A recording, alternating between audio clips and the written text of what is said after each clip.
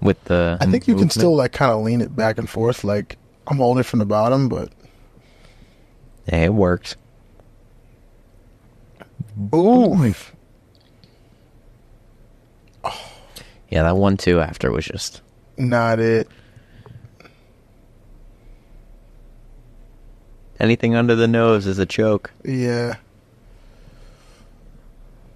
Bang.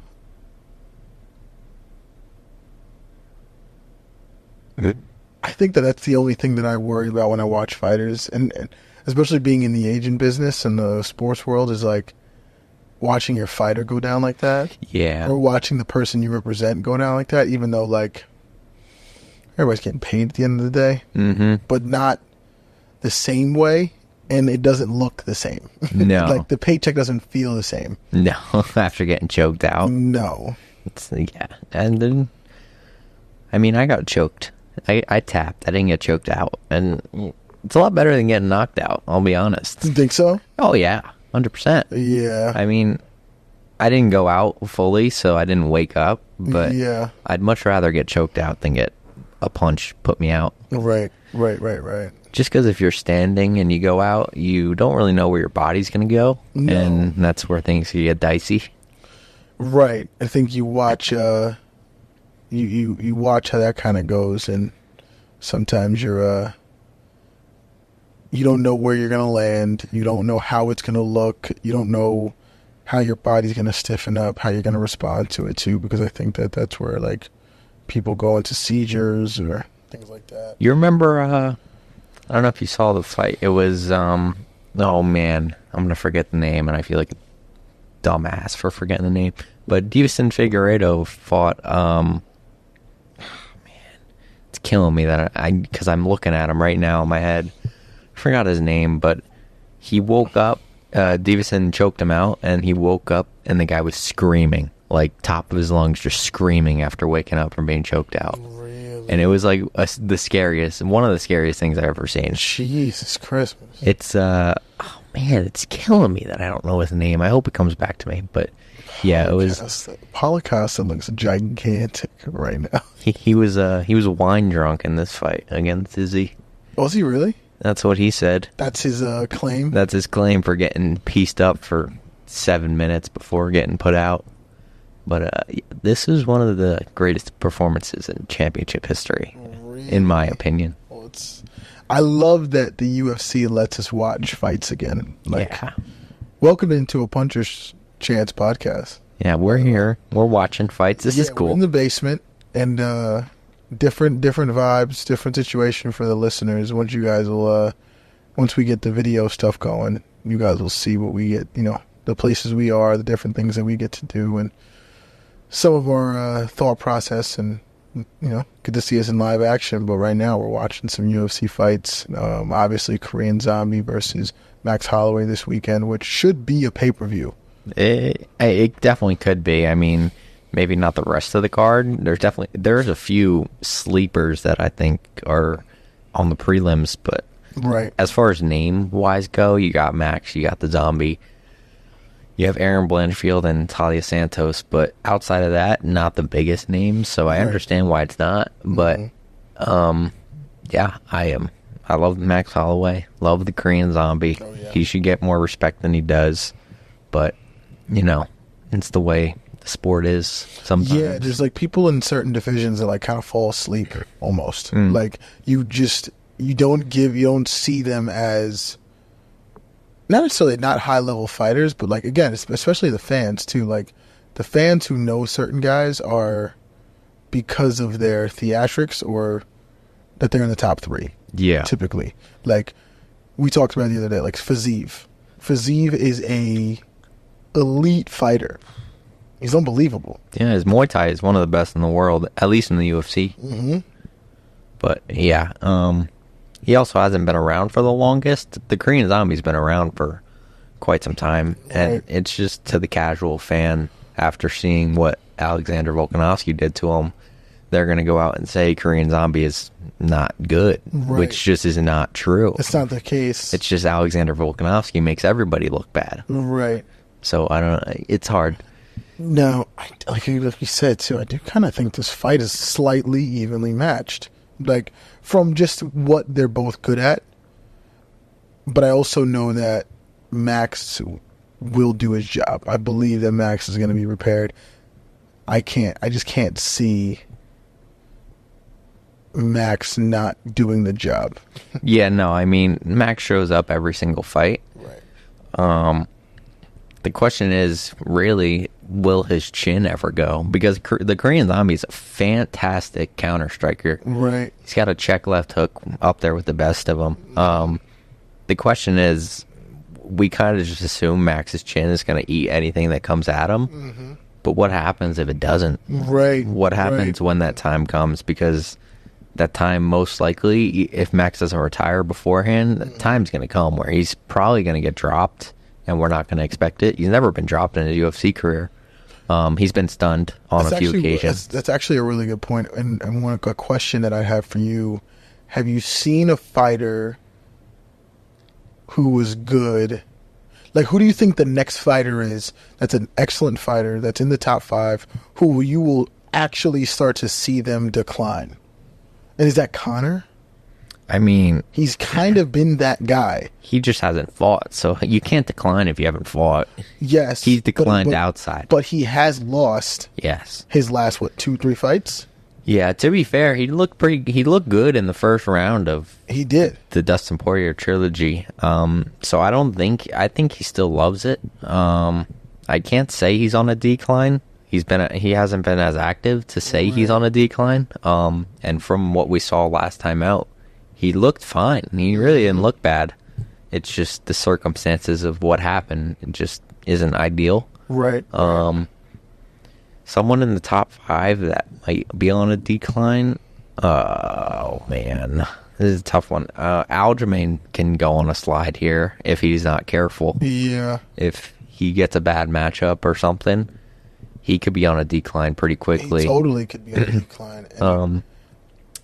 From going to be one of the greatest bantamweights. Like, who do you think it's going to be before our eyes? Where you're like, okay, the next fight they have, I could see them getting pieced. Or I could see them losing this fight, and then the fight after that, you're like, okay, they're getting older. Their chin is not going to be the same. Like, they might just get knocked out. And because I felt like we saw that with kind of Robbie Lawler. Yeah. Like, he started just declining. Mm-hmm. And it wasn't because I don't think he was prepared. No. He's one of the best. Yeah. But he just started to Frankie Edgar. Same thing. That was a rough one.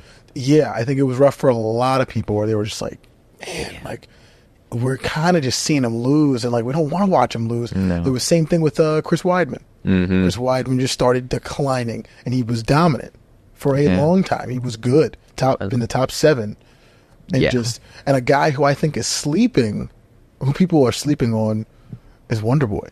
I think that he's still in that I don't think he's getting. I think he's getting better. He very well could be getting better. Age doesn't help him out. He's old. He's 40, I think. Yeah. People don't fight until their 40s. No. That's for sure. We've only seen it. Top 7. Yeah. How many people have fought in their 40s? I think Couture won it at 45. Glover won it at 43, maybe. Right. But outside of that, you don't fight into your 40s, especially being a striker. Wonderboy has 100+ kickboxing fights. Mm-hmm. It's a lot of damage. It's a lot. He's good at not getting hit. He's had a couple knee surgeries too. I mean, yeah, you're gonna, especially being the kicker that he is and everything else. But I'm sure he's on all the recovery and everything that he can be doing. He looks great on the outside physically. I mean, he doesn't look like he's on a decline. Yeah, it doesn't look like he's been a fighter, and he's worn the amount of stuff that he's probably worn in the ring or the octagon.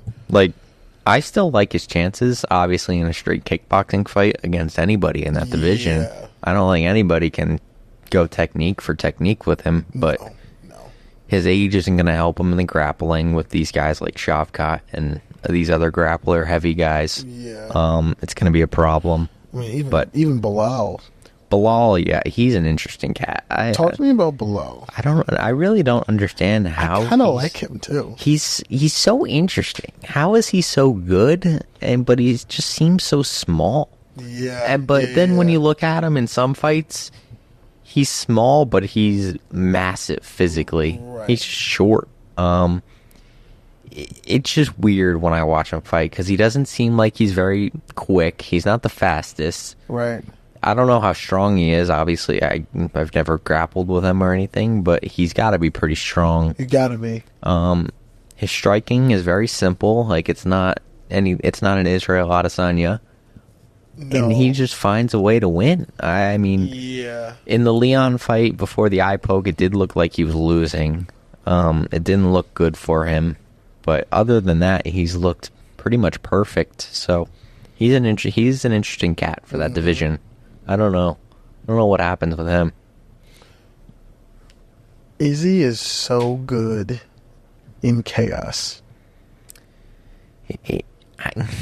He's my guy. I mean, I'm always going to say good things about him. But I just watch his poise in the chaos, though. Because,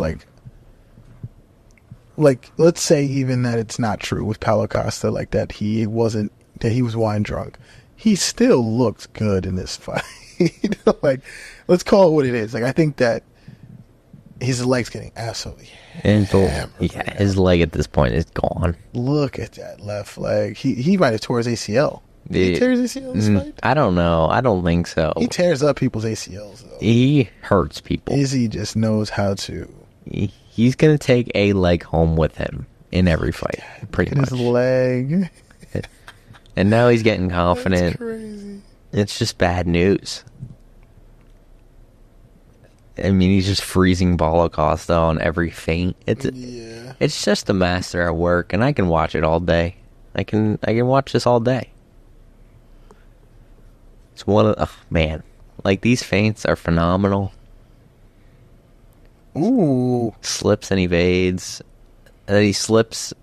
That same combination Paulo Costa throws right here again. He doesn't get out this time. He stays in. He slips and pulls back on a counter. It's just, he reads he's got a read for everything. Yeah. And people don't see these. And, I love the art. Slips, stays in, pulls back. It's just perfect. He's just a perfect striker. Yeah. I love the guy. Love the guy. I don't know how many more title defenses it's going to take for him to be the greatest middleweight of all time and surpass Anderson Silva. That's going to be a debate for everybody.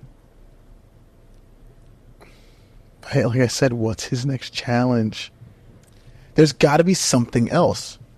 I mean, because I don't want him to also even go to... I don't even want him to go to heavyweight or light heavyweight. Yeah, I mean, there's Dreykus. There's Sean Strickland, who he's probably going to do this to, what he did to Paulo Costa. And those two, and then he might have to make another move to light heavyweight. Maybe Alex Pereira is still the champ. So you see what Anthony Smith said about Pereira? Anthony Smith is just... He says a lot of things. Becoming very unlikable on the mic. I like him as a fighter. He's good. He says a lot of things. But he just says some of the most outrageous things I've ever heard. He does. But I don't have a problem with him saying certain things like that, though. Like, I think it was I don't think he's necessarily wrong. I mean, I don't know. I don't remember word for word, but... It was along the lines of, he's a regular guy at this level. He's a regular guy, but his left hook is going to put out anybody at heavyweight, much less light heavyweight. It just doesn't matter. If he connects with that left hook, you're going to sleep. Right. And he's one of the most technical strikers on the planet. So good luck on the feet. Right.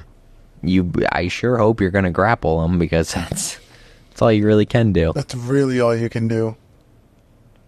Yeah, I mean, Anthony Smith, all respect. He's a great fighter. But he says some interesting things. Where is, what's his name? We were just looking at it just now. Where is, TJ Dillashaw? He retired. Did he? Yeah, he retired. He, that shoulder surgery, he had a shoulder. He's had a lot of surgeries, so I mean, it makes sense. I'm such a Ilya Topuria fan. Such a fan. I love the guy. He's incredible. I just think, he's running into a tough matchup ahead of him. Who's he got? He's got Volk next. So, Ilya, I mean, he's a great grappler, got great submissions. Good luck getting Volkanovski down, first off. And then good luck keeping him down to get a submission. Yeah. And on the feet, he's very boxing heavy, so Volkanovski is going to probably find a way to light that up. Outside of, obviously, Islam, who do you think has the second or third best chance to beat Volkanovski? It's got to be Max still. Really? He's been the closest. Yeah. I mean, it depends what Ilya does, but... You don't think Charles? Volk's unsubmittable. He's almost unsubmittable. I just love the way that Charles Oliveira fights. I think that it's a really tough matchup for a guy like Volkanovski. I don't think it is. I think it's a mismatch, almost. Charles... In what way? I think Volk lights him up badly. Charles is too chaotic. He's way too chaotic. But I also think that plays into the style that it's good. It's a good stylistic fight when you look at what you're looking for, obviously from a fan perspective, because I think they're both similarly chaotic. One knows how to get more organized than the other when it's time to get organized. Like, I think if Volkanovski will go where the fight goes. Yeah. But he's good at getting organized when it's time. Like, he won't just he won't go into where Charles wants him to go and just start losing. Yeah, no. He'll figure out a way. But I believe that, I just look at Charles and the way he does certain things. And I also don't think that even Volkanovski wants some of that problem. Like, in certain areas. Like, I think that if he invites him to the back on his back, I think that there is a chance for submission, because Brian Ortega almost submitted the guy. And he shouldn't have. And I don't think Brian Ortega is nearly as talented as Volkanovski. As Charles or Volkanovski? Who almost submitted Brian Ortega? Brian Ortega almost submitted Volkanovski. That's what I'm saying. Yeah. So, and the fact that he almost submitted him, he has said it. He said it on several podcasts. He's like, dude, I should have been submitted there. And he's like, I don't even know how I didn't get submitted. Ortega is also one of the submission specialists in the game. Correct. He's one of the best submission guys. And I also think that same thing with Charles. Right. So I think that if he put him in that scenario, I think that Charles is a better fighter than Brian Ortega. Yeah, I think so. I think so. I think not by a wide margin, but enough to be able to say, if he's a submission specialist, then I think that Charles would get that done. You know what I mean? And it wouldn't have to be perfect, but I think that Volkanovski recognizes where people, because he's so good, but Yes. I think he recognizes that where there are problems, who would give him the most problems. Yeah. I don't know. I think bottom line, I think Volkanovski makes it look easy against Charles. I think he makes it look very easy. Because he made it look easy against Yair to a degree. And they both have that chaotic striking about them, and I think Yair's more dangerous.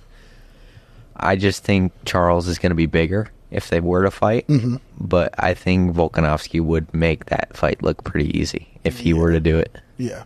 But, you can never bet on it just because of the submission threat that is always at place with Charles. Right.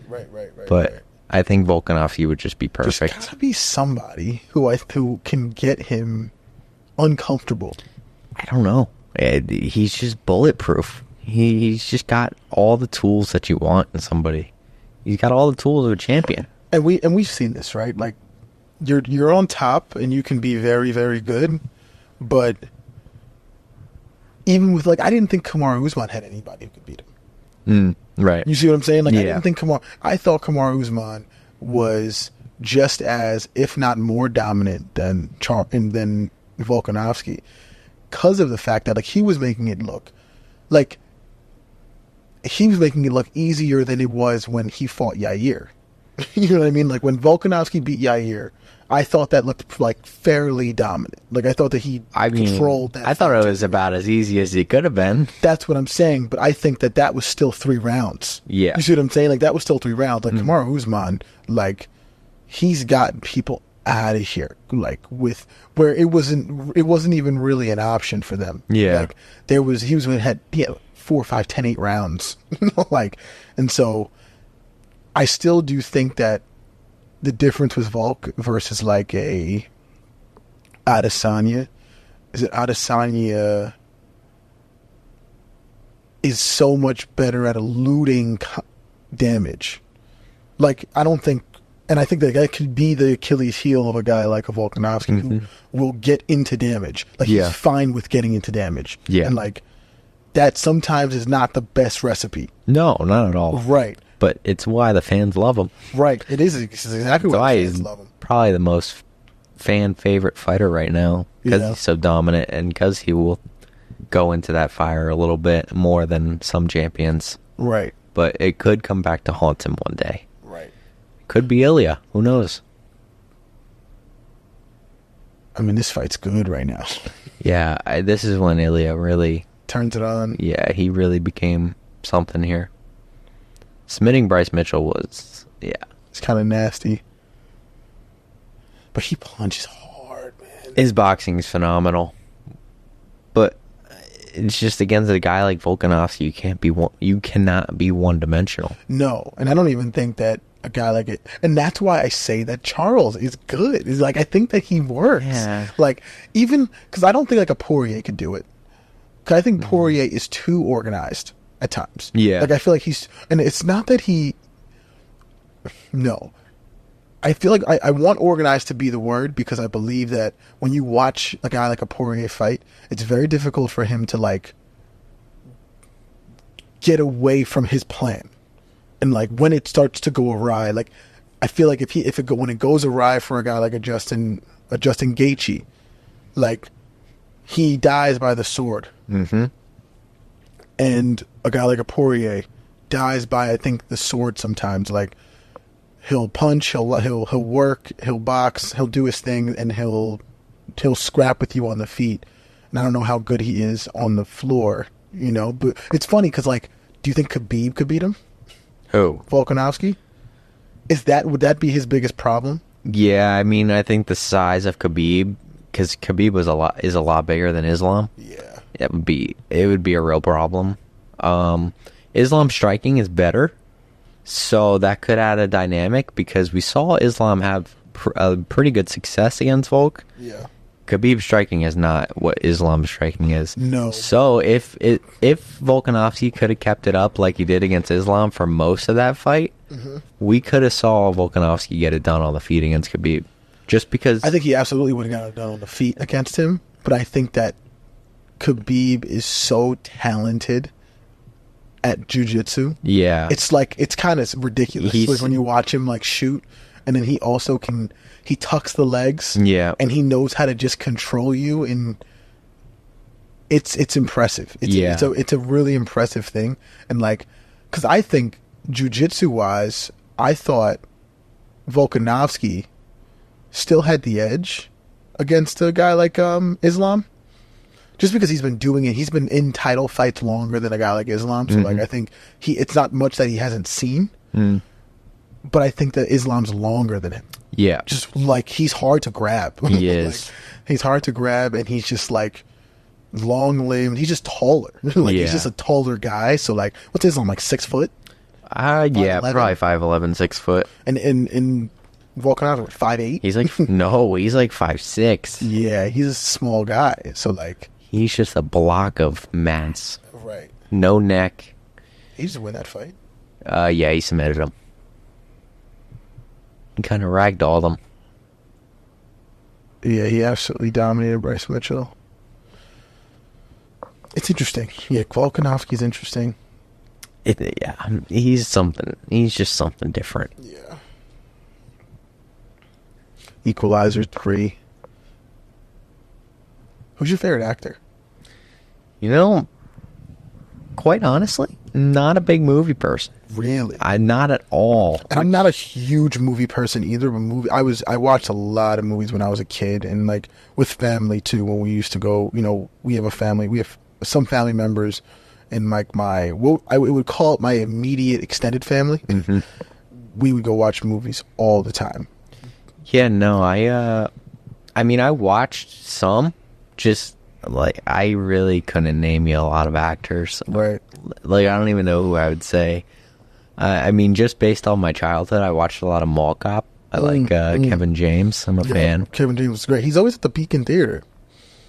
He's always really? at the Beacon Theater. He's always in Red Bank. I didn't know that. Where does he live? He is a New York guy, but he's always in Red Bank. He does a lot of shows at the one of the Red Bank theaters. He does a lot of NJ Pack over in Newark. You should definitely go see him. Yeah, his tickets aren't usually expensive too. He's bringing Hamzat versus Burns. Yeah, I like this was a fun fight. I think that he underestimated how good Gilbert Burns absolutely. was. Oh yeah, for sure. But he's so long. He's just got that dog in him. Look at him just still bringing him to the ground though. But like, he's not bigger than, he's taller and he's longer, but he's not like overall thickness bigger than Gilbert. No, Gilbert's thick for 170. He's Even a big one. he made 155, which is crazy because he's thick. Yeah. He's thick at 170. But he's bringing Burns down like he's like a kid, bro. I know, which is interesting. What's going to happen at 185 when Hamza goes up there? I think he's going to be a dog. Yes, until Bo Nickel is probably same strength, maybe stronger because he's a natural middleweight. Mm-hmm. So I don't know. I want that fight so badly. Who's he got? Who's his fight going to be? I don't know if he's got Paulo Costa coming up in October. Yeah. And if he dominates there, he might get the title shot next, which is probably Izzy.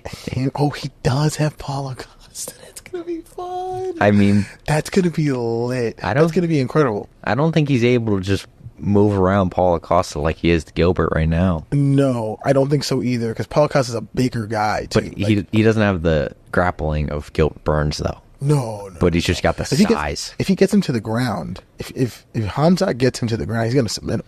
I know.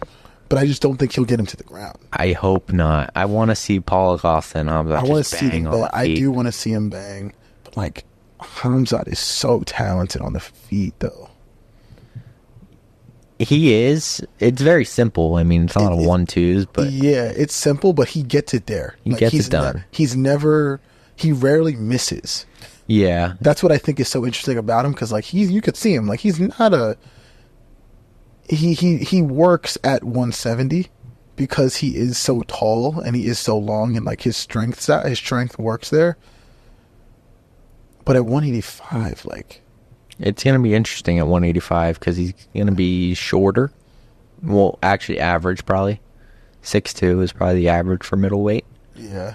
But, he's got the wrestling. He's got the psychopath mentality. Yeah, he does. He's a loose cannon for sure. Ooh. This was a great fight. This was a really good fight. Might have been fight of the year. It could have been. I don't know what was, but... Look how long his legs are.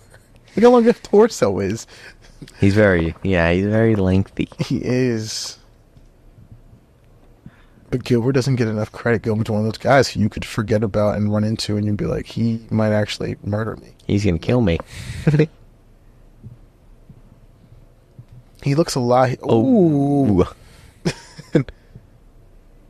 Like he should have ended the fight there. This is where he wanted to end He really fight, tried, man. but then Gilbert starts throwing back at him, which is great.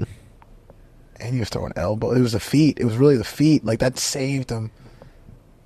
Gilbert's been in the chaos enough. He's all right. Yeah. The fact that Hamzat is letting you to your feet is crazy. Because that's where he wants it. So, for Hamzat to let him up there, just kind of tells you all you need to know about Gilbert Burns.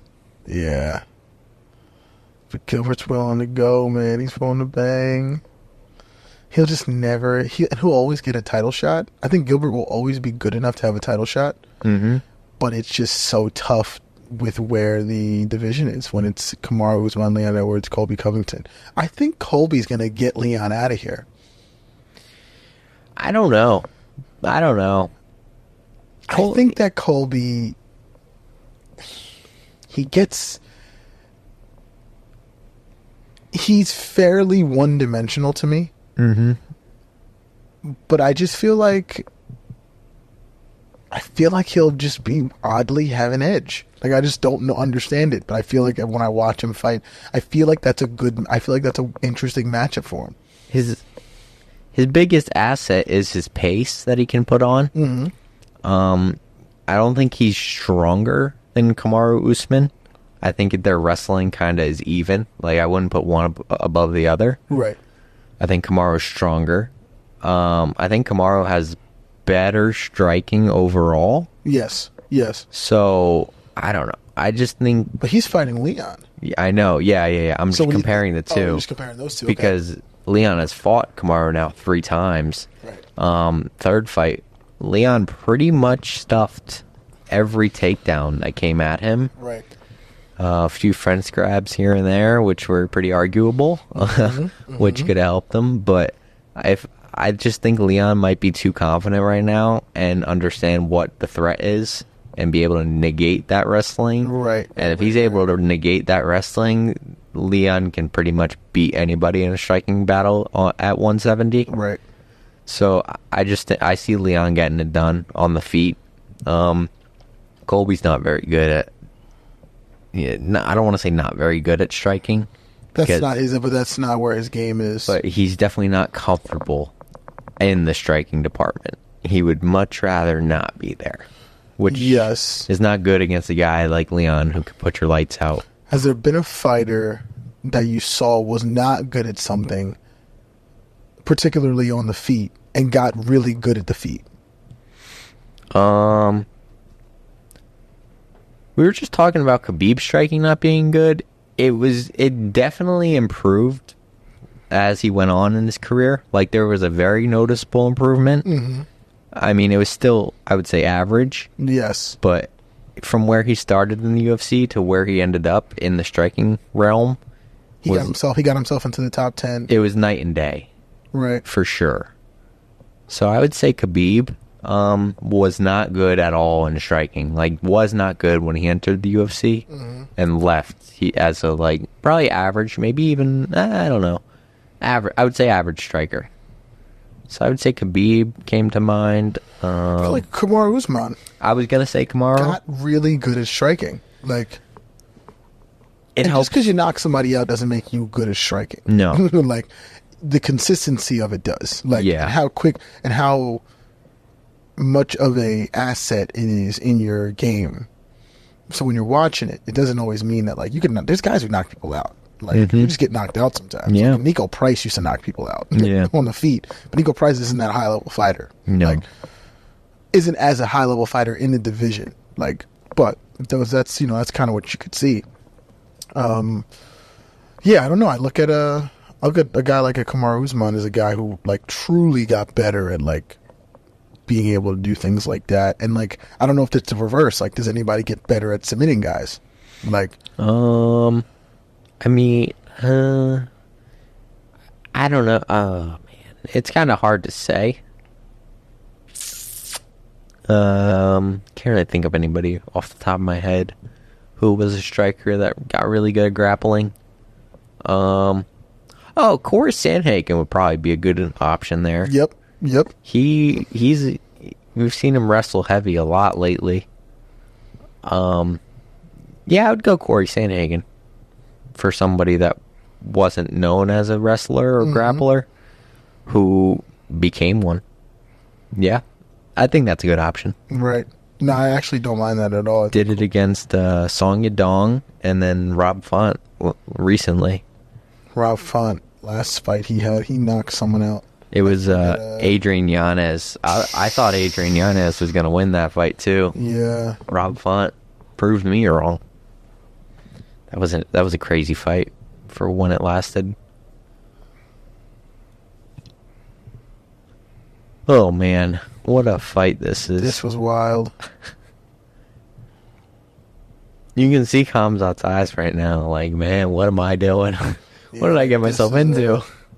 Yeah, like this is different. This is different at this level. Yeah. But I still think he's fighting well though. He is, absolutely. But he didn't get technical. Like he started to throw wild punches, and he was wide punches as well, and he was getting tired.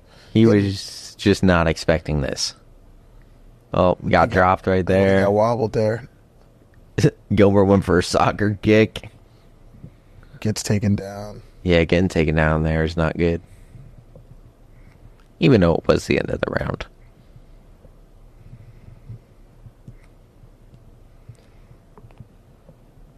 Cutman Tate is the man, by the way. I met him. He's a G. Love that guy.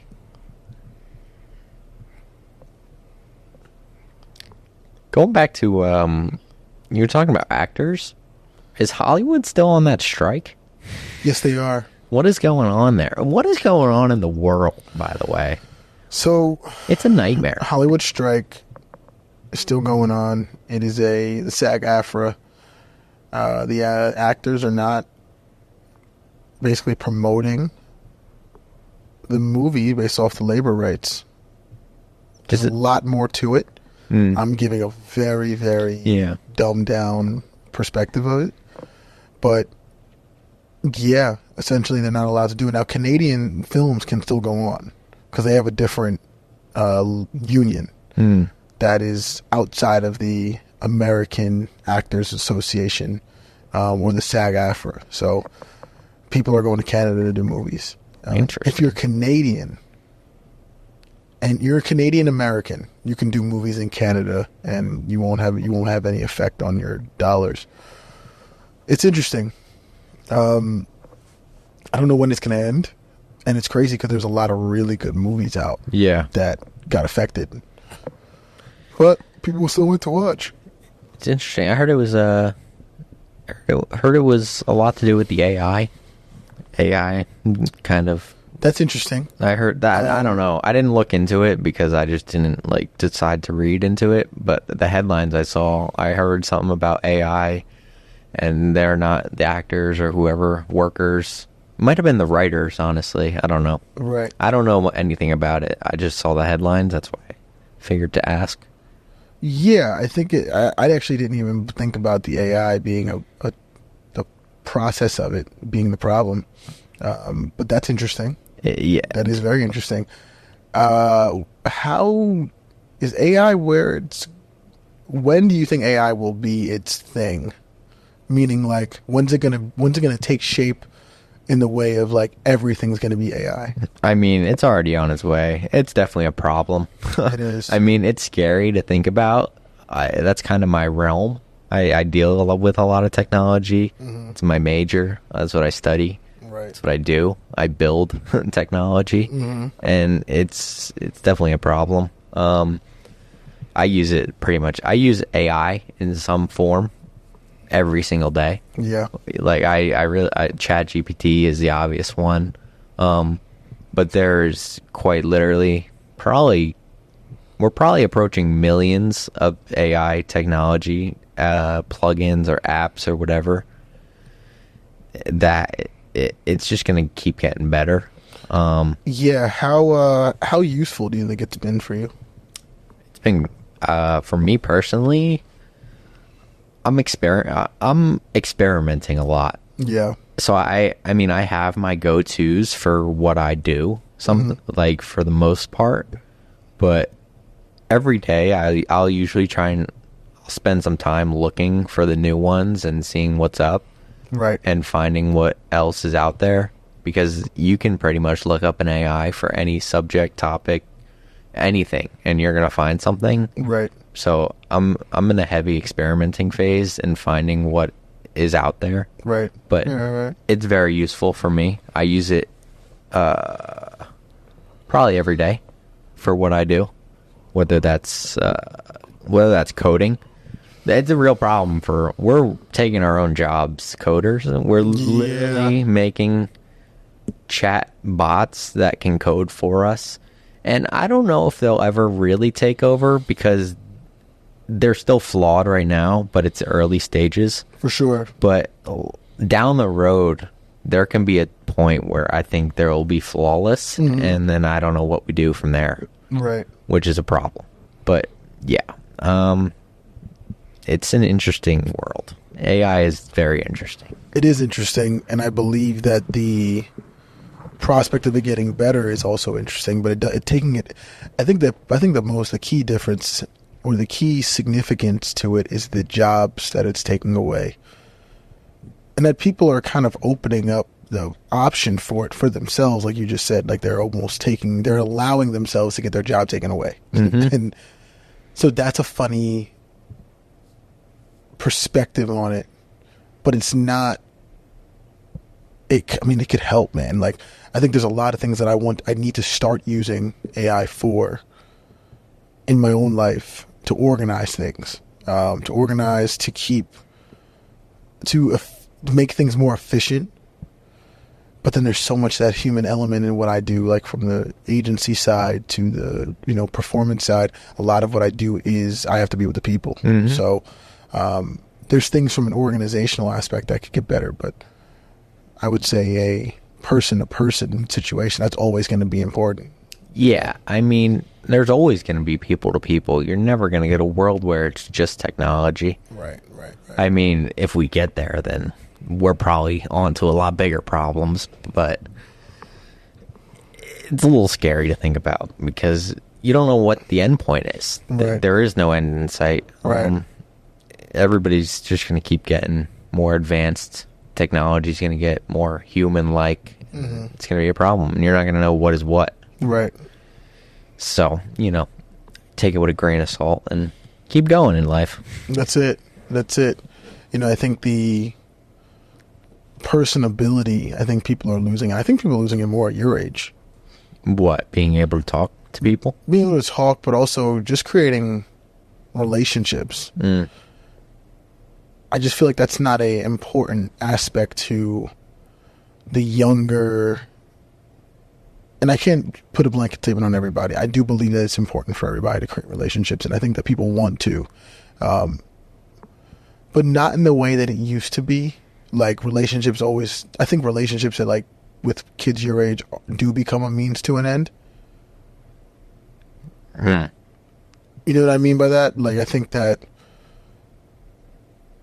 there's like the Instagram people. There's a lot of people on Instagram who feel like they have a message to send to people, and that's why we're doing this. But yeah. But we're talking more about just like life in general, and I think that there's this people like, how can I even describe it? It's hard for me to explain. Like, I think about like the finance guys, right? The finance guys on there. I know a bunch. If you save your money, or you invest it into this, and this, you can get yourself a G-Wagon. And like, I feel like the people around us, or maybe people your age, will use those connections just to be able to go get the G-Wagon, as opposed to like build their life. Because like a lot of the connections I have now are people that I don't just get them to do stuff for me. You know what I mean? Like we were talking about some of that stuff earlier. Like, a lot of the people that I try to invest my time in, I want to be around. Right. Not just, here it is, like, thanks for doing that for me. Like, I'll see you in 6 months. And there's time for that. There's people who do that because some people are a means to an end to a degree. And that's not a bad thing everywhere, but I just think it's an interesting part of living, I guess. Yeah. So, like, relationships are becoming more transactional instead of a relationship. Correct. And I think that's it. I agree. Just being my age and kind of being around to see my age group and what we do.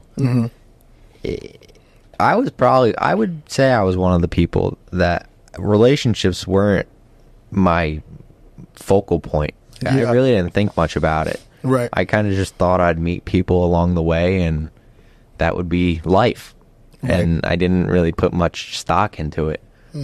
Now my eyes are starting to open to the fact that relationships are a more than critical point in building life and building what you want and doing what you want.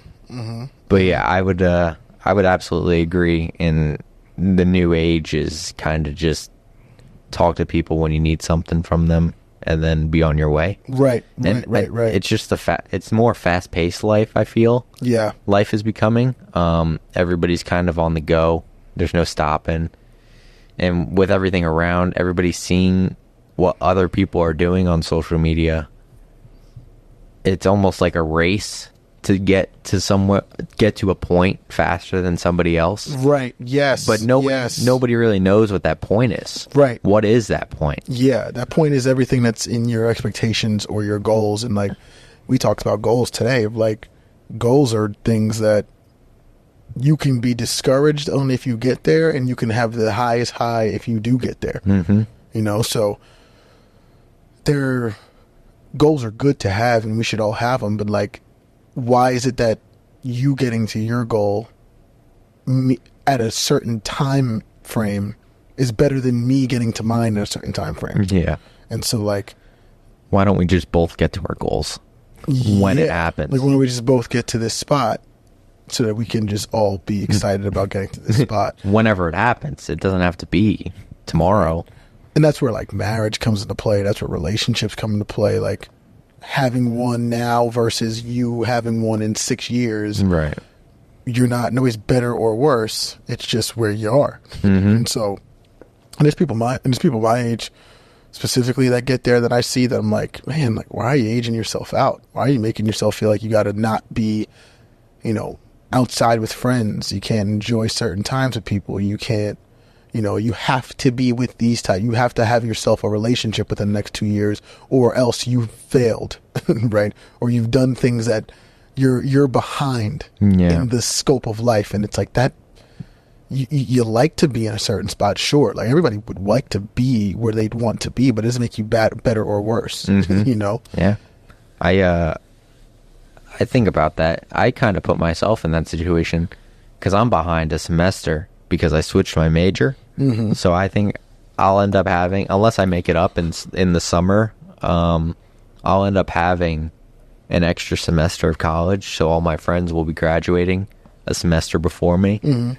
So I don't know. What does that even like mean? Exactly. Like, I don't know. Like, how am I going to feel when I see all their graduation pictures and all that, and I still have a semester to go? Right. Like, am I going to be upset, or am I going to be like, well, that's where I'm at. That's what I'm doing. Right.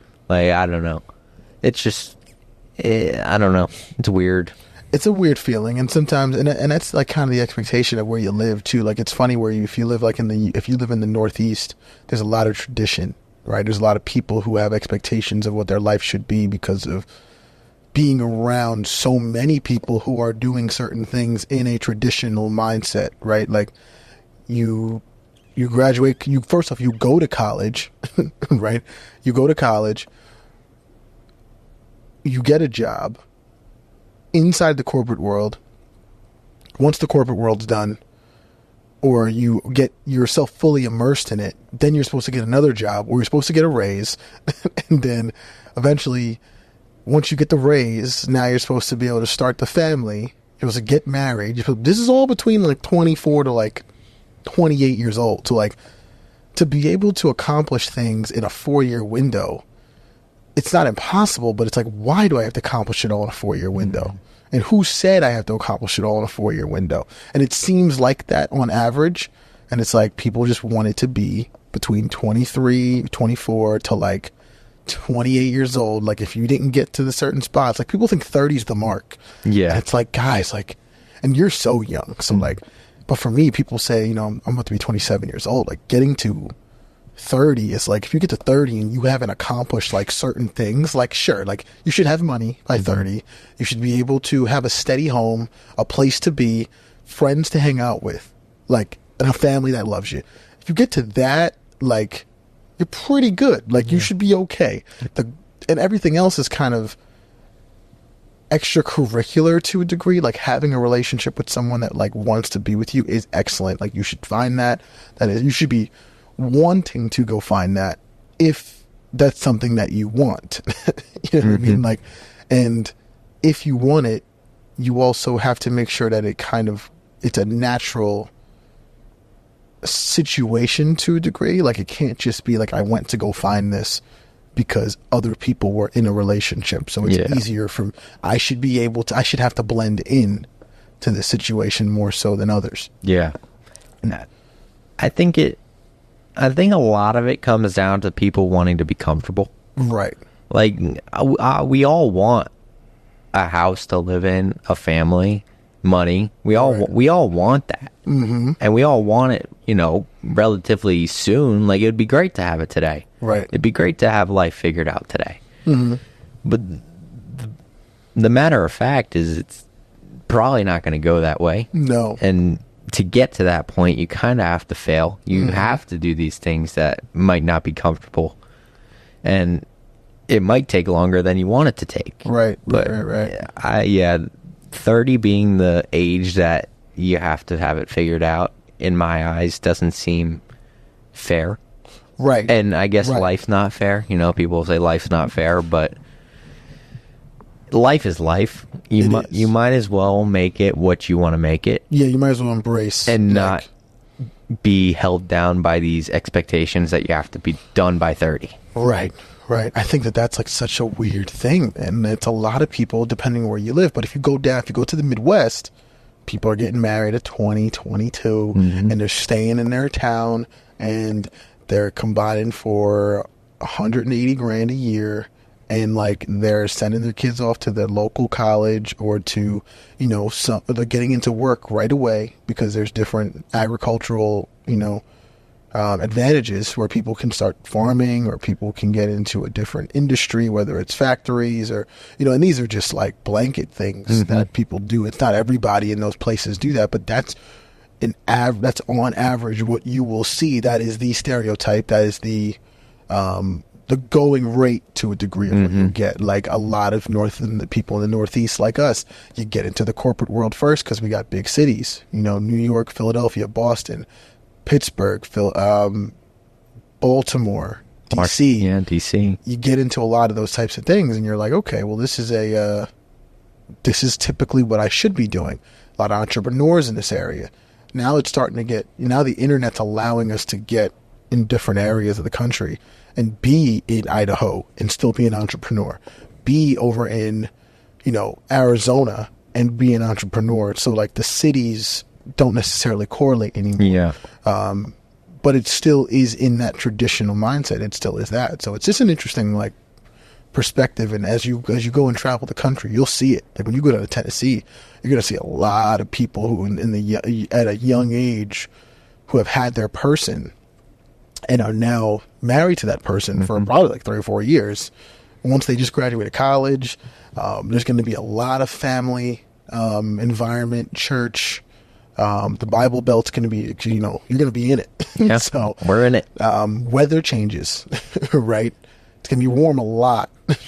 I mean, I don't know if it would be the Bible Belt, but I mean, right outside of Charlotte, where I went for my first year, was very religious heavy. So that was a new scene for me, because that's not the north. That's not where I grew up. That's not what it was. So yeah, that was a new change of pace. Everything's a lot slower down there, I noticed too. You kind of get to move, but kind of how you want to move in a way. You still have a schedule, but it just felt slower. Right. And I don't know how to describe it. I guess you just have to experience it. Right. And I don't know if that's like a universal thing, but that's what I noticed from moving from Northeast to the South. But I'll get another run at it here soon, probably. So we'll see if it's the same kind of feel. And that semester for you is going to start in the fall? Spring. Yeah, I have. So you got plenty of time. Yeah, I got another semester here, and then I'm going. And we'll see how that goes. I'm not a big fan of transferring in the spring. It's definitely going to put me out of my comfort zone because everybody already started. Right. And I'm the new guy in town. But that'll force me to do some different things and get out of my shell, which is ultimately my goal in doing this and going down there. I'm a big fan of. I don't know. I want to say in my head I'm a big fan of change and doing different things because it forces you to do something different. Right. But then then it comes to the point where I actually got to do those things, and I can talk about it, be like, yeah, I want to do this, this, and this. Right. Then going to do it, it's like, what am I doing? Yeah. Why am I changing this? Right. When I was perfectly okay. But I guess that's the battle. That's because you want something else, right? And that doesn't mean that it's a bad thing and you're changing an environment that's already good. Sometimes environments need to get changed when it is good, right? When it's so good, you need a change. It's almost like the kid who, when there's a baby in the room and everything's fine and the baby's not screaming, you're like, well, what's going on? Right? Yeah. Something has to be happening, right? Yeah. It's almost like when it's too quiet. Yeah. Right? When it's like that too quiet environment feeling where there's got to be something going on in here. Like, I don't know why it's so quiet. Like, where's the people? Where's the things? Yeah. What's all this? What's going on here? And so I think you really want a new environment to stimulate you, to give you more. You've already been here for a long time and you've been in it so much that maybe the people in your environment are not the same as you. Yeah. I didn't really think about that. Yeah, I mean, I don't know. Just thinking about what I do and who I'm around on a daily basis, it's kind of the perfect storm. Like, I think the people are perfect. Like, obviously, nothing's perfect, right? Right. Nothing's perfect. But if I had to write up a plan for, like, the perfect life in my eyes, at least at 20 years old, it's kind of what I'm doing right now. Right. So it's like, why am I going to change all this? But then I think about maybe the opportunities that might come, the people down there that I might meet, and it's kind of I'm going to have to find a new gym down there. Mm-hmm. I'm going to have to find new friends because I literally do not know one person down there at that school. So I'm going to have to find new people, new gym, new everything. And that excites me as much as it scares me. But I guess, it's something I felt like I had to do. Yeah. And you feel compelled to do things that are important to you, that you feel like are going to change the way you kind of look at the universe a little bit, right? Like, and do it. And people say it all the time. And I say it a lot too, and it seems very cliche, but like the adage of like doing it now is like everything. Like you got to do stuff now. Yeah. You got to go to different places. You got to see it. You got to know what it smells like, know what it tastes like, and to decide what you like and what you don't like. And so that it's going to help you make better, more healthy decisions about what your life wants to be because you've at least experienced something new. And so you may go down there and you may say, I hate this. Like, this sucks. You might be like, I'm not really sure if I want to continue to do this. And you'll at least have done it to say you did it. And if you love it and then you come back, because this will always be here, right? That's the best part about being in this country is like, there's so many places for us to be and that you can come back to home and handle it. Like you say, you know what? I want to come back home after like 2 years. Yeah. It'll be here. Your parents aren't going to go anywhere. Like, well, we don't know that. We don't know that. We don't know that. But the concept and the likelihood that they're going to be here for you is what you're always kind of, anticipating. Right? You don't want to live with all the assumptions and anticipation, but like we kind of have to at some point, right? Like it's realistic to do that. Like when I say, you know what, if I want to come back and live in my house down in South Jersey, I could do that. Yeah. If I wanted to come live with my mom again, I could just say, hey, I want to come back and live here. I think it makes a lot more sense for me. And she'd say, yeah, potentially. She should. That would be her. That would be the inclination that we. The most probable answer. 100%. And so that's kind of where we think about being an adult and learning the things that you get to learn. Decisions are, They're there for you, and you got to learn things in order to make decisions. Yeah. Right?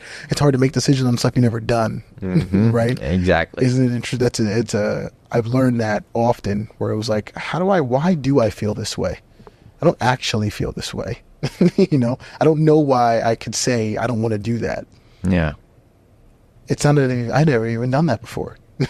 So let me try it and then say, you know what? Now I definitely don't want to do that. Yeah. That definitely doesn't make me feel comfortable. Or it's definitely something that I tried, got out of my comfort zone, and I'd rather be in my comfort zone.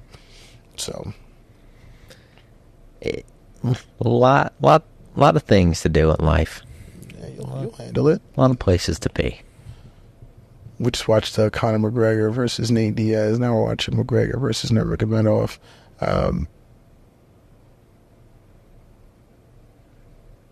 It's interesting. They were both like unranked at that time. Who? Nate. Conor and Nate. I didn't even see. They weren't ranked, really? Yeah, they both weren't ranked. Oh, that's interesting. That Or is was it interesting. because it was a different weight class, maybe? Oh yeah, I think it was the. They were at 170 for They that were one. at 170, so there was no rank. No, you yeah. have. Look at Khabib, man. The leg lace. Gotta love that. He's he's an interesting one. Love to see the stories that come out after people's careers of like what they did during their careers, Right, and like right. the stories, which is I love watching that stuff, like documentaries and just those short films on people's careers or lives. Khabib had a few good ones I watched, and him and his father were just on a different level. Yeah. There's something about Conor that I feel like people don't put enough emphasis on. And there's something about Conor where I do feel like submitting is hard, right? Submitting a person is not easy. And after even a couple rounds, it should get easier. Mm-hmm. But do people talk enough about Conor and like his potential kind of mailing it in or like giving up? Because I feel like when he loses, it looks like he's like, I mean, I know that he's never had the gas tank that other guys have had. He's never had it. He usually tries to end the thing like Quickly. I don't know if he's ever went 5 rounds. The second Nate fight went 5. Okay. Yeah. So, which means he improved. He dragged through it, but he made it through. But he made it through. Yeah. But it shows that his gas tank, that I think that might be one of the only fights he's ever had that went 5. And then there's some guys who just traditionally just go 5. Like You can chalk it up when they get in the octagon, they're gonna go 5. it's gonna be a war of attrition. Max It's is one of them. Yeah. He's gonna go 5 if he has to. Yeah. Michael Chandler will typically go 3 or 5 if Yeah. he's in a title fight. Like he's not gonna just lay down. No.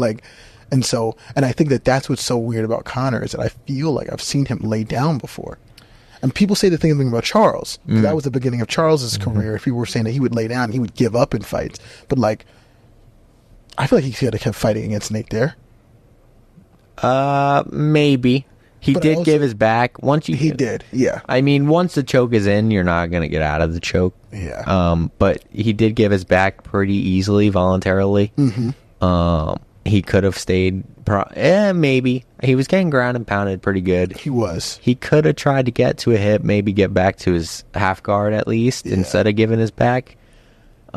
He was definitely exhausted by that point in the second, though. Yeah. So I mean, you don't make the wisest decisions when you're dog tired. Right.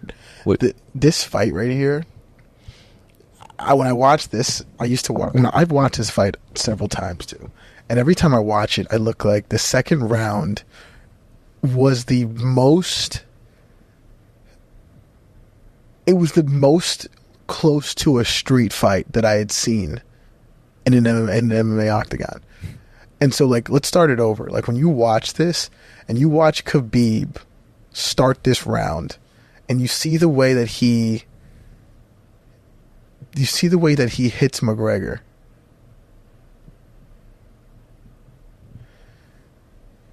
So like, just see that, like, that seemed very like kid type thing, right? And I think that Khabib was like, I should have got him out of here in the first round, and I actually hate these guys. Like, but both these guys actually hated each other, and I think that was the thing that like sparked the second round. So like, you watch Khabib, when he hit him, boom, he wanted to absolutely kill him there. Yeah, like that knee to the head he wanted to give him, and then now he just starts swinging. Yep. This looked street fightish. It was kind of a street fight. Then picks him up and wants to suplex him. Yeah, like wants to put him through the mat. He wants to smoke him through the mat. But he's obviously realizing that he's in an MMA fight. But then he comes back to it. Yeah, he comes back to his own and realizes what's going on. Like, okay, I'm in a regular fight. He talked about it on a podcast. I watched the clip. I didn't watch the full thing. But he did flat out say that he got into a mode where he was just trying to kill him instead of being like in a MMA fight. Right. And he had to like knock himself back into some sense. Yeah. And be like, all right, we can't gas out here and every other thing. But yeah, that sequence was definitely just, they don't like each other. We're gonna hit each other. Yeah. Now, how often do you think that happens? Because I feel like most of these guys, there's a level of, I would say like 60 to 70% of the fighters don't have a problem with each other, and they sell the fight, and they sell it. Maybe like, okay, let's go to like 80. Yeah, I think most people have no problems with each other. Right. It's that very few where they actually don't like each other. Yeah, like I think they actually hate each other. Yeah, they do. I mean, and that's interesting because of what you're trying to also sell to the fans. Because like, obviously the fans love the storyline, they love that they create it, and they sell the fight that way. But it doesn't always bode for a good fight. No. Because, like, yeah, you could hate each other, but, like, this could get, like, sloppy. This could look no fun. Like, and it takes it away from, like, the technical fans who are like, I want to see you actually strike instead of just throwing wild punches. Because, like, now you're not even hitting anybody. You're just kind of throwing wide haymakers and nothing's landing. Yeah, this was a good fight, though. I mean, first time we saw Khabib arguably lose a round, maybe. Yeah, the third round. Third one, right? He was trying to win the fight here. Yeah, he was trying to win it. This was just anger. This was probably just anger. You just love it. I thought he was going to win it here. He should have. I mean, a lot of these aren't landing flush. No, they're not. These are landing flush. That landed flush. That landed flush. Oh. But some of these aren't like that. Yeah, see what I'm saying? Like, he probably could have landed like 12 to 15 more of those flush. Yeah. But he was just throwing them. He was just like, whatever. Like, now he's trying to break his arm off his body.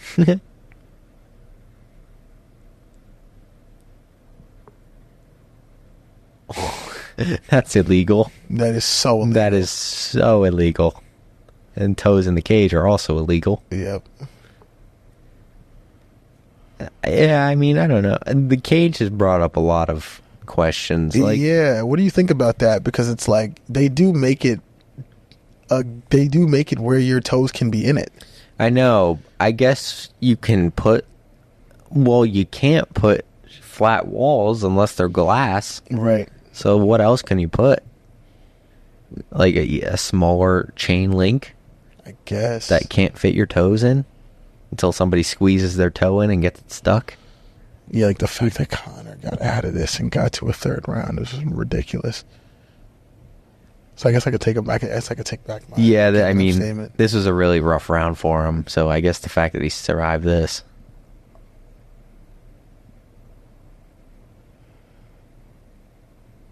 I watched the did you watch the Netflix series on Conor? I watched the first two episodes. I didn't see the whole thing. Yeah, I went through the whole thing. Went on a binge.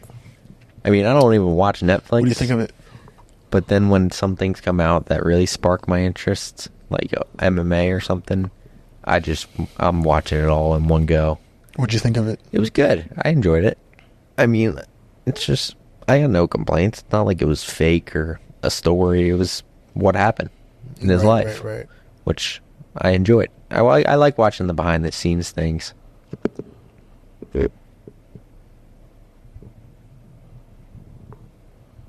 Boink.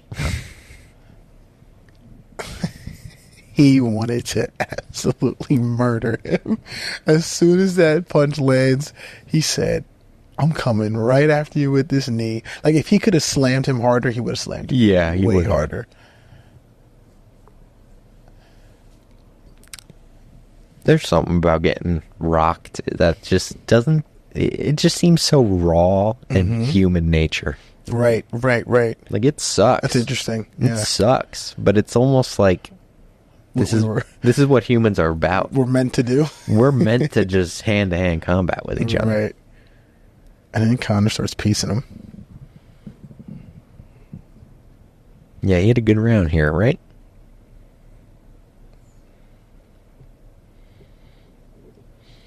Like, do you think... Okay, so put Volkanovski right here. Against Khabib? Yeah. Volkanovski is less tired. Way less tired. Way less tired. He's probably landed pretty good leg kicks up to this point. And his hands are always phenomenal. I think he's actually got, like, the same reach as Connor, regardless of being 5'0". Yeah, being that small. Like, he's got the perfect build. Right. Long arms, very short and stocky. Can't take him down like that. No. Yeah, I mean, Volk puts on the pressure, so Khabib would be like the Islam fight, and Khabib doesn't have the striking that Islam has, so I don't know. It makes for a very interesting storyline. Makes for a really interesting storyline. But it's like they talk about Khabib.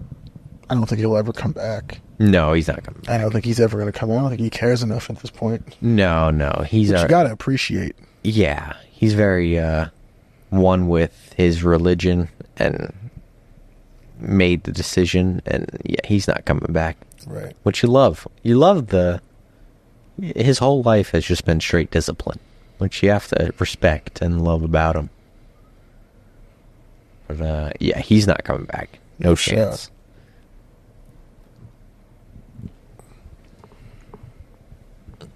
Moving over a while here. This is great. Does it have a timer on this thing? Mm-hmm. Oh, we're at hour 12? Oh, wow. Yeah, we're rolling. And this is what... I feel like... I don't know. Do you like the more... what's the word for it? The more... I guess organized would be the word. Organized, sophisticated, like... traditional sit-down, facing each other... like the Joe Rogan podcast, where it's very put together. It's interesting you say that, because I was thinking about that too from a format perspective. What we're doing right now, we're on a couch right now, holding our microphones, watching fights, and it's very makeshift and very casual. And I don't like know. both. I like both. I actually really like both. I'm really into both. I do appreciate both. And I think that both play a role in the marketplace. Mm-hmm.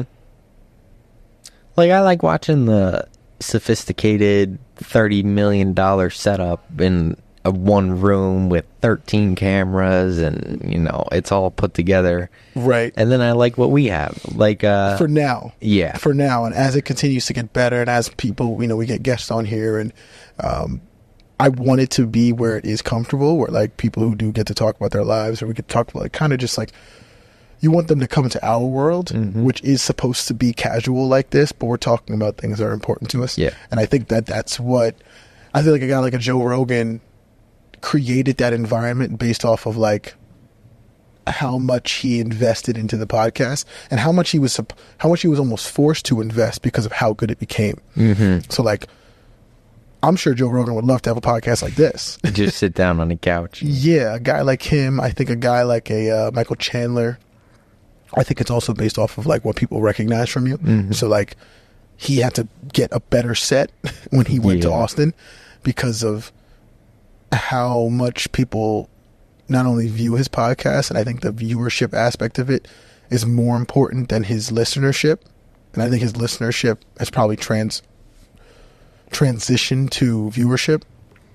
But I think he probably still gets the same amount of people who just like traditionally like listening to podcasts based off of their commute or how they want to view it. They don't necessarily need to see you. They need to just hear you.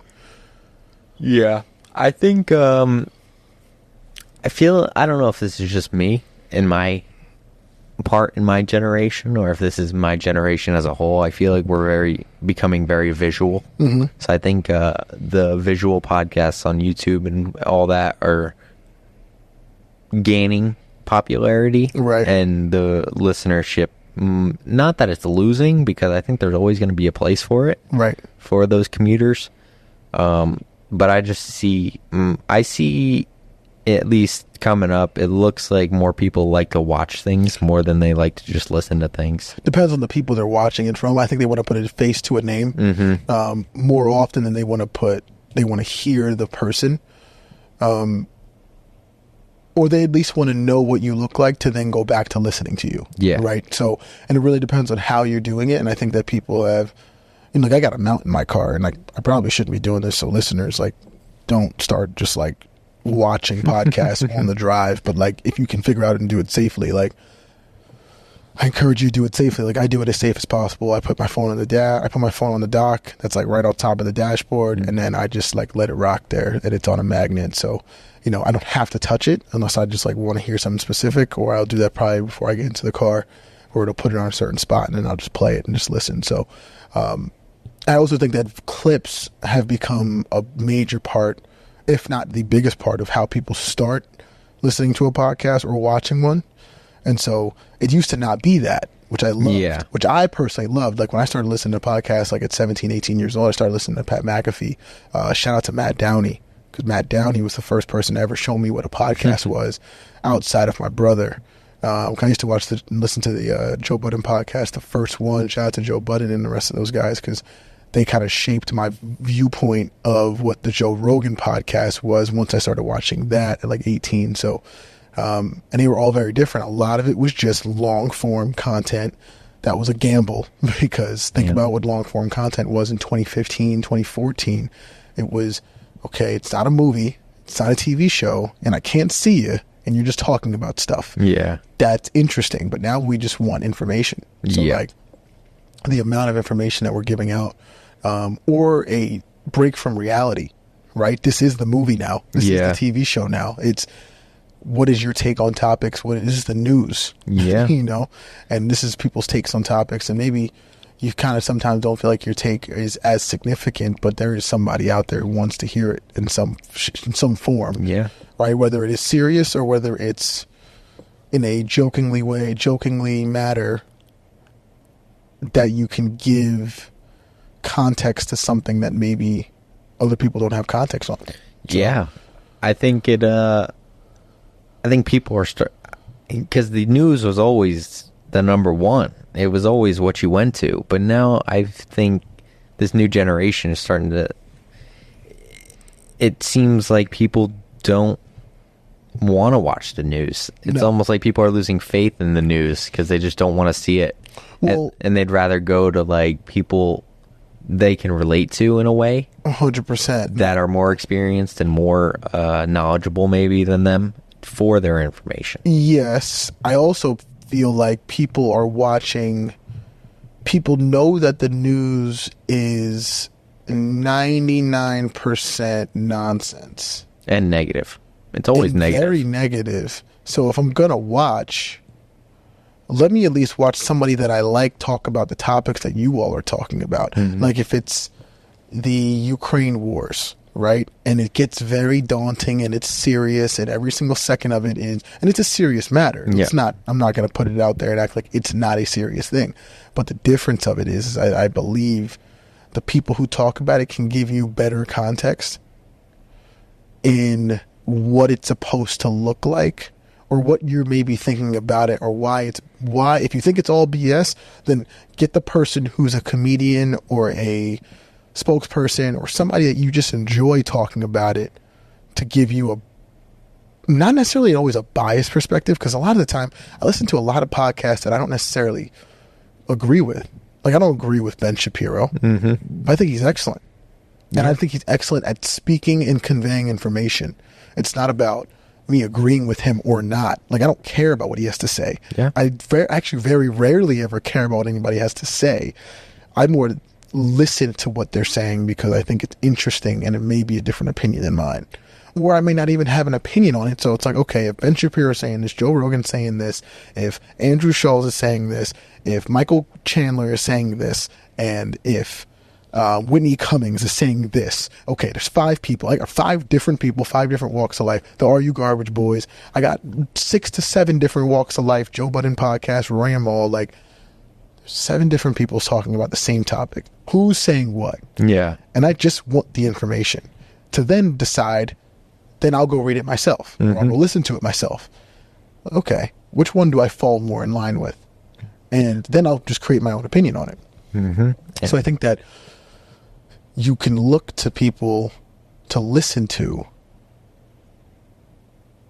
and form your own opinions, not take theirs.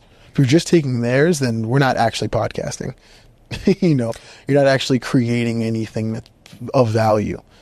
Yeah. Right? You want your own opinion to be out there. And that's the risk, right? That's the risk of doing a podcast. It's the risk of putting your information, your content out, is people are going to start seeing who you are. Yeah, and that's what's critical about listening to people and reading things that might not fall in line with what you agree with. Because if you only listen to things that you agree with, you're going to hit a dead end. Right. And you're, like you just said, you're not going to have your own opinions. It's just going to be someone else's that you're recycling. Yes. And what's the point then of even talking on here if you don't have something to offer in your own way, in your own opinion, after you've listened to the people that you don't agree with, you listen to the people that you do agree with, and you come up with something that you believe in. Yes. And well, I also think that, you know, if you don't have an opinion on anything, if you don't believe in something, you don't have an opinion on anything. And if you don't have an opinion on anything, then you do not have much value. Because it's easy to be neutral. Oh, yeah. It's so easy to be neutral. But you got to believe in something. Yeah. You could be wrong and believe in stuff. And like, so what? What's the worst thing that's going to happen? And somebody say, oh, yeah, I was wrong. Yeah. Prove me wrong. I'll admit I'm wrong if you just, you know, if there's hard facts to prove me wrong. Just prove me wrong. It's cool. And it's not even necessarily about proving people wrong. It's just for getting the people to see a different way.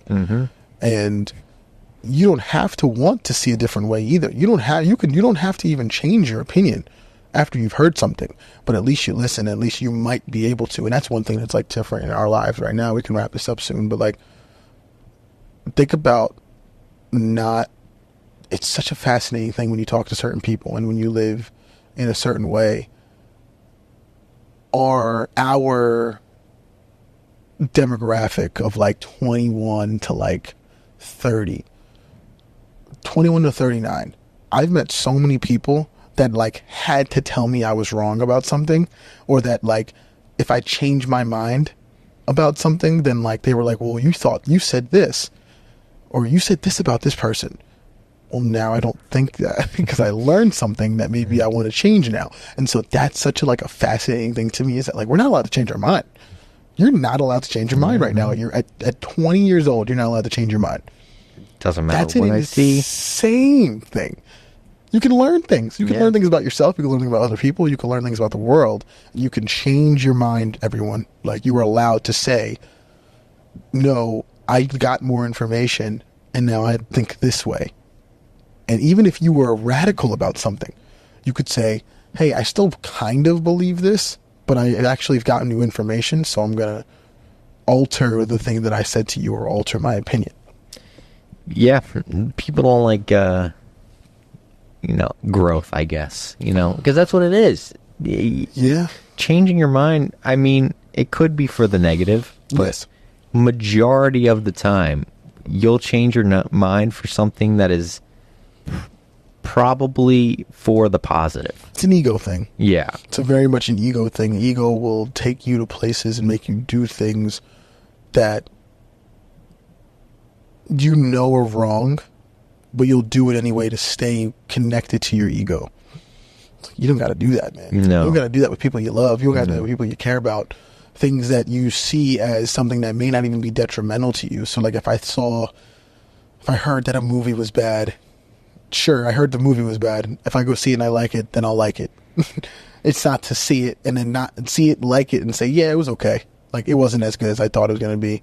Or I heard that this person didn't like it, so therefore I don't like it either. Yeah. It's like, I'm still not going to like it. It's like, why? Like, what are you proving by still not liking that?